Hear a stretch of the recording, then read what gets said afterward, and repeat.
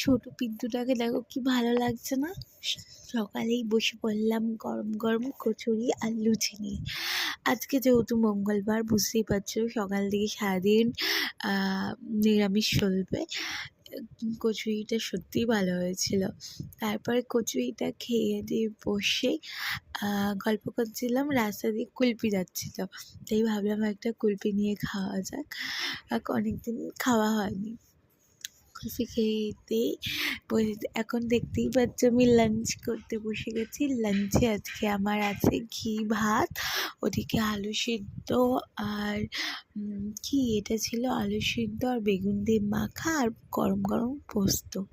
এই দিয়ে আমি দুপুরে খাওয়া শেষ করে রাতের দিকে এই পিন্টুটার সাথে দেখা করতে গেছিলাম। কি মিষ্টি না!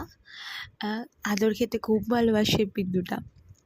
তারপর ভাবলাম রাতে একটু চিকেন পকোড়া খাবো, তাই সোজা চলে গেলাম। আমাদের এখানে একটা ফেমাস দোকান আছে, এখানে খাবার সত্যি খুব ভালো। আমি যখন গেছি তখন দেখতেই পাচ্ছ অলমোস্ট সব খাবার শেষ। এটা হচ্ছে ওই দোকানের নাম। তোমরা বেলঘরিয়ায় থাকলে এটা ট্রাই করে দেখতে পারো। ওই দোকান থেকে খুব ভালো খাবার। দেখতে পাচ্ছ কি সন্ধ্যের সময় ভালো হাওয়া দিচ্ছে না?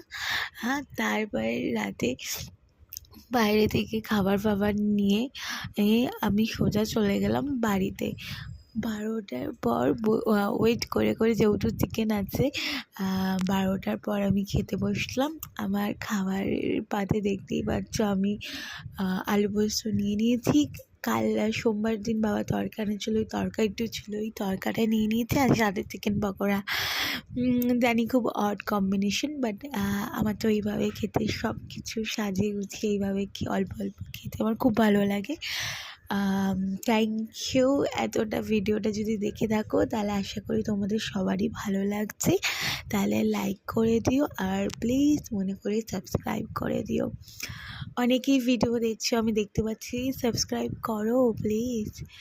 চলো আমি রাতের ডিনারটা আবার শেষ করে নিই, আর কালকে আবার নতুন একটা ভিডিও নিয়ে চলে আসবো। Bye bye.